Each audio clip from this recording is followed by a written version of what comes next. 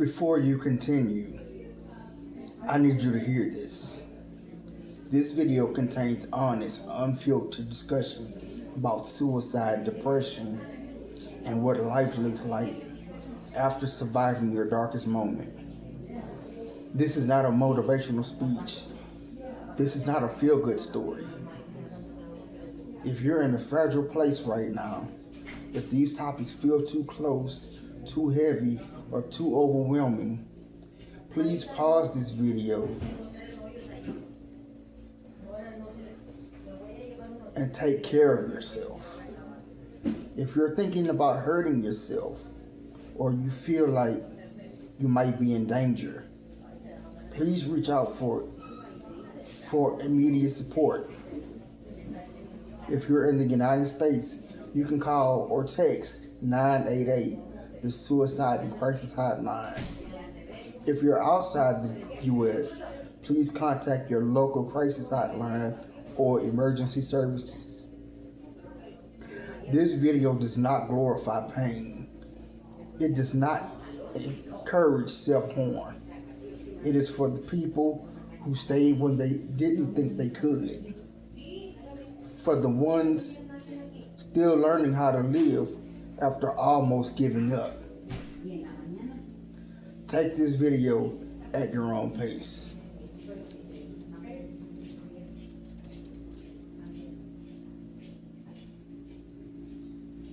People talk a lot about pain. They talk about warning signs. They talk about rock bottom. They talk about the moment that almost took you out. But nobody prepares you for after. After you don't die. After the crisis passes. After the hospital, the prayers, the "I'm glad you're still here" messages fade away. Nobody talks about the quiet. Nobody talks about the pressure. Nobody talks about the fact that surviving doesn't mean you're suddenly okay. This is what comes after you don't cure yourself. The first thing that hits you after surviving is how quiet the world gets. Life doesn't slow down with you. It keeps moving like nothing happened.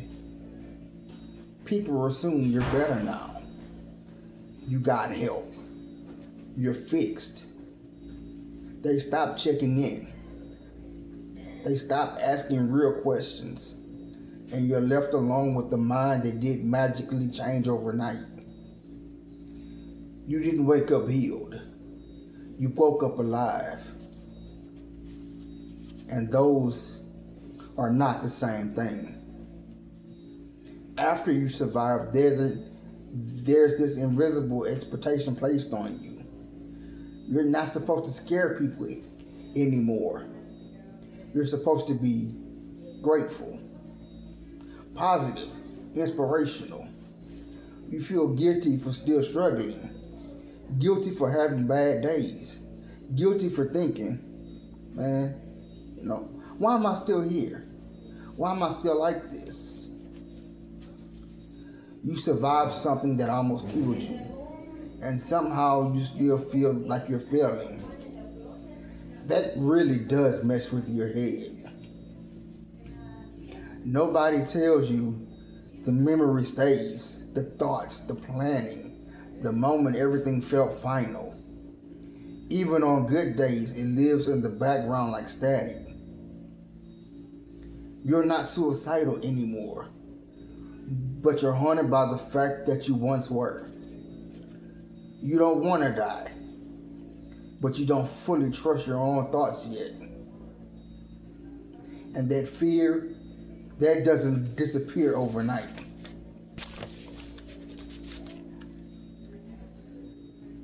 Let's say what people are afraid to admit. Sometimes you're angry that you survived, not because you want to die, but because you now have to deal with everything. The trauma, bills, the healing, the expectations, You're angry at yourself, angry at God, angry at the people who didn't notice, angry at people who noticed too late. And then you feel guilty for being angry. That cycle alone is exhausting. Healing doesn't come with applause. Sometimes it costs you people. People who liked you better when you were quiet. People who don't understand boundaries. People who only knew how to show up during emergencies. You outgrow versions of yourself. And sometimes you outgrow relationships too. Healing can feel lonely, even when it's the thing that keeps you alive. Now, this is what survival looks like. Now, let me be honest. Survival doesn't feel heroic. It doesn't feel brave. It feels heavy. It looks like taking meds even when you hate it. Praying when you don't feel anything. Choosing sleep instead of spiraling. Getting through the day without hurting yourself. Choosing to stay again. You didn't beat depression. You learned how to live with it without letting it win. And that matters more than people realize. If you're watching this and you survived something you don't talk about, you're not broken because you're still struggling. You're not weak because you're tired. You're not ungrateful because you feel overwhelmed. Your nervous system went through something it hasn't forgotten yet. Healing takes time, longer than people are comfortable with. And you don't owe anyone a pretty success story. Now, some days, faith feels strong.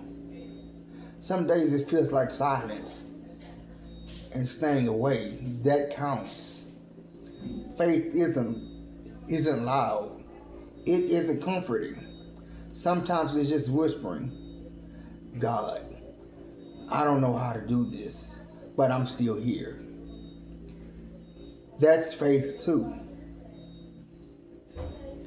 I don't have a perfect ending for you. I don't have a miracle story. I have today. I have this very moment. I have breath in my lungs. And for now, man, that's enough. If you survive something you don't talk about, I see you.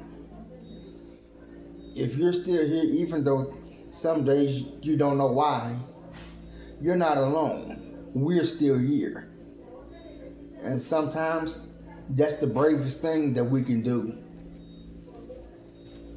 If this video helped you feel a little less alone, share it with someone who needs it.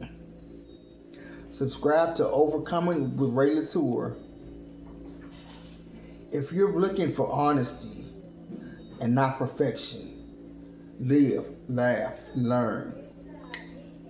Stay positive. Even when the positivity feels hard. I believe in you, and I believe in us. Thank you guys for watching. I love you, and I'll see you in the next video.